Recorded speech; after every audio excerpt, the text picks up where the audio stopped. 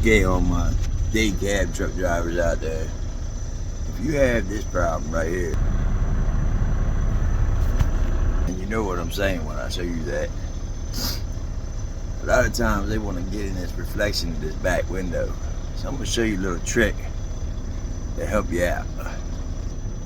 You just take you a little bit of this swab or any kind of cheap deodorant.